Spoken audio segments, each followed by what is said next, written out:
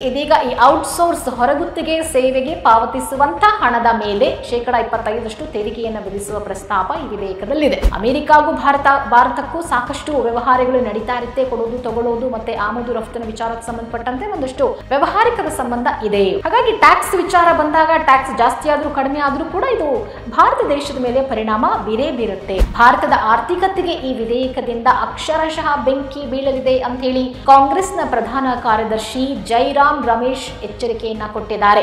ಚೀನಾದಿಂದಾಗಿ ಈಗಾಗಲೇ ನಾವು ನಮ್ಮ ಬ್ಲೂ ಕಾಲರ್ ಕೆಲಸಗಳನ್ನ ಕಳ್ಕೊಂಡಿದ್ದೇವೆ. ಇದೀಗ ಭಾರತಕ್ಕೆ ಆ ಬ್ಲೂ ಕಾಲರ್ ಕೆಲಸಗಳನ್ನ ಬಿಟ್ಕೊಡಬಾರದು ಎಂಬ ಮನಸ್ಥಿತಿ ಅಮೆರಿಕನ್ನರಲ್ಲಿ ಹೆಚ್ಚಾಗ್ತಾ ಇದೆ.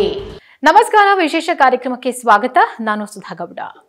ಭಾರತದ ಐಟಿ ಸೇವೆಗಳು, ಬಿಪಿಒ ಮತ್ತು ಕನ್ಸಲ್ಟಿಂಗ್ ಹಾಗೂ ಜಿಸಿಸಿ ಅಂದ್ರೆ ಗ್ಲೋಬಲ್ ಕೆಪಬಿಲಿಟಿ ಸೆಂಟರ್ಗಳ ಪಾಲಿಗೆ ಒಂದು ದೊಡ್ಡ ತಲೆನೋವು ಆಗಬೇಕಾಗಿರುವಂತಹ ಒಂದು ಸಂದರ್ಭ ಸೃಷ್ಟಿಯಾಗಿದೆ. ಕಾರಣ ಇಲ್ಲಿ ಅಮೆರಿಕಾದಲ್ಲಿ ಆ ಒಂದು ವಿಚಾರಕ್ಕೆ ಸಂಬಂಧಪಟ್ಟಂತೆ ಒಂದು ವಿಧೇಯಕ ಸದ್ದಿಲ್ಲದೆ ಮಂಡನೆ ಆಗ್ಬಿಟ್ಟಿದೆ. ಇದು ದೊಡ್ಡ ಮಟ್ಟದಲ್ಲಿ ಪರಿಣಾಮ ಕೂಡ ಬೀರ್ತಾ ಇದೆ.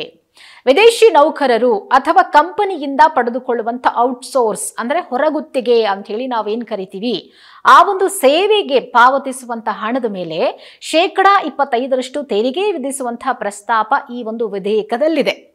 ಈಗ ಯೂಶುವಲಿ ಈ ಟ್ಯಾಕ್ಸ್ ಅಂತ ಬಂದಾಗ ಅದು ಜಾಸ್ತಿ ಆಗ್ತಲೇ ಇರುತ್ತೆ. ಯಾಕೆ ಅಂತಂದ್ರೆ ಟ್ಯಾಕ್ಸ್ ಮೂಲಕವೇ ಸರ್ಕಾರಕ್ಕೆ ಒಂದಷ್ಟು ಆದಾಯ ಅನ್ನುವಂಥದ್ದು ಬರುವಂಥದ್ದು. ಹಾಗಾಗಿ ಟ್ಯಾಕ್ಸ್ ಅನ್ನ ಕಡಿಮೆ ಮಾಡಿದ್ರೆ ಅದು ನಮಗೆ ಅನುಕೂಲ, ಬಟ್ ಜಾಸ್ತಿ ಮಾಡಿದ್ರೆ ಅದು ಸರ್ಕಾರಕ್ಕೆ ಅನುಕೂಲ. ಹಾಗಾಗಿ ಇದೀಗ ಈ ಔಟ್ಸೋರ್ಸ್ ಹೊರಗುತ್ತಿಗೆ ಸೇವೆಗೆ ಪಾವತಿಸುವಂತ ಹಣದ ಮೇಲೆ 25% ತೆರಿಗೆಯನ್ನು ವಿಧಿಸುವ ಪ್ರಸ್ತಾಪ ಈ ವಿಧೇಯಕದಲ್ಲಿದೆ. ಈ ಅಂತಾರಾಷ್ಟ್ರೀಯ ಉದ್ಯೋಗ ಸ್ಥಳಾಂತರ ತಡೆ ಕಾಯ್ದೆ ಅಂದ್ರೆ HIRE ಅಂತ ಹೇಳಿ ಕರಿತೀವಿ ಇದನ್ನ. ಈ ವಿಧೇಯಕವನ್ನ ಅಕ್ಟೋಬರ್ 6ನೇ ತಾರೀಕಿನಂದು ಒಹಾಯೋ ಸೆನೆಟರ್ ಬರ್ನಿ ಮೊರೆನೋ ಅವರು ಮಂಡಿಸಿದ್ದಾರೆ. ಈ ವಿಧೇಯಕವನ್ನ ಪರಿಶೀಲನೆಗಾಗಿ ಹಣಕಾಸಿಗೆ ಸಂಬಂಧಿಸಿದ ಸೆನೆಟ್ ಸಮಿತಿಗೂ ಕಳುಹಿಸಿಕೊಡಲಾಗಿದೆ. ಹಾಗಿದ್ರೆ ಈ 25% ತೆರಿಗೆಯನ್ನ ವಿಧಿಸಿರೋದ್ರಿಂದಾಗಿ ಭಾರತದ ಮೇಲೆ ಏನ್ ಪರಿಣಾಮ ಬೀರುತ್ತೆ ಅನ್ನುವಂಥ ಒಂದು ಪ್ರಶ್ನೆ ಬಂದೇ ಬರುತ್ತೆ. ಕಾರಣ ಅಮೆರಿಕಾಗೂ ಭಾರತಕ್ಕೂ ಸಾಕಷ್ಟು ವ್ಯವಹಾರಗಳು ನಡೀತಾ ಇರುತ್ತೆ. ಕೊಡೋದು ತಗೊಳ್ಳೋದು ಮತ್ತೆ ಆಮದು ರಫ್ತಿನ ವಿಚಾರಕ್ಕೆ ಸಂಬಂಧಪಟ್ಟಂತೆ ಒಂದಷ್ಟು ವ್ಯವಹಾರಿಕದ ಸಂಬಂಧ ಇದೆ.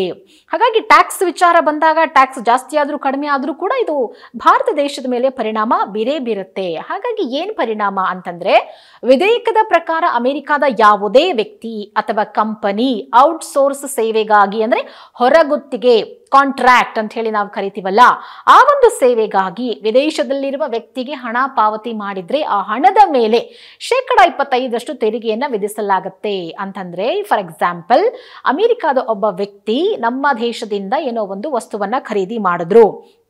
ಆ ಖರೀದಿ ಮಾಡಕ್ಕೆ ಅಂತ ಹೇಳಿ ಹಣವನ್ನ ಕೊಡ್ತಾರಲ್ವಾ, ಅದು ಫಾರ್ ಎಕ್ಸಾಂಪಲ್ ಒಂದು 2,000 ಅಂತ ಇಟ್ಕೊಳ್ಳಿ. ಆ 2,000 ರೂಪಾಯಿಗೆ ಟ್ಯಾಕ್ಸ್ ಹಾಕ್ತಾರೆ. 2,000 ರೂಪಾಯಿಗೆ ಟ್ಯಾಕ್ಸ್ ಅಂದ್ರೆ 25% ತೆರಿಗೆ ಅಂದ್ರೆ 2,000 ರೂಪಾಯಿ ಇದ್ದಿದ್ದು ಬಹುಶಃ 2,500 ರೂಪಾಯಿ ಆಗಬಹುದು, ಅಥವಾ 2,250 ರೂಪಾಯಿ ಆಗ್ಬಹುದು. ಅದ್ರಲ್ಲಿ 250 ರೂಪಾಯಿ ಟ್ಯಾಕ್ಸ್ ಆಗುತ್ತೆ. ಸೊ ಈ ರೀತಿಯಾಗಿ ಟ್ಯಾಕ್ಸ್ ಅನ್ನ ಜಾಸ್ತಿ ಮಾಡಿಬಿಟ್ಟಿದೆ ಅಮೆರಿಕ. ಈ ವಿಧೇಯಕದ ದೊಡ್ಡ ಪರಿಣಾಮ ಭಾರತದ ಐಟಿ ಮತ್ತೆ ಬಿಪಿಒ ಮತ್ತಿತರ ಸೇವೆಗಳ ಮೇಲೆ ಆಗಲಿದೆ.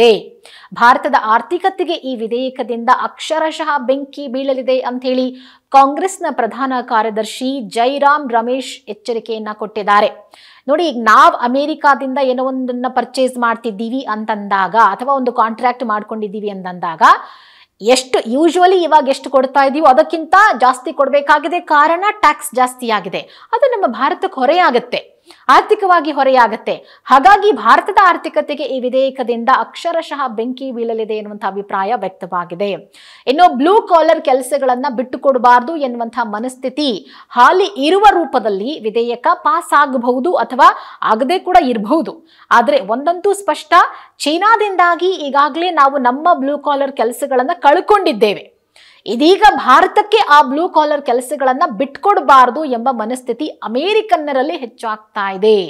ಹಾಗಾಗಿ ಈ ಒಂದು ಕಳವಳ ವ್ಯಕ್ತವಾಗಿದೆ. ನೋಡಿ, ಈ ಟ್ಯಾಕ್ಸ್ ವಿಚಾರ ಅಂತ ಬಂದಾಗ ಈಗ ಆಲ್ರೆಡಿ ಒಂದಷ್ಟು ಹೊರೆ ನಮ್ಮ ಭಾರತದ ಮೇಲಿದೆ.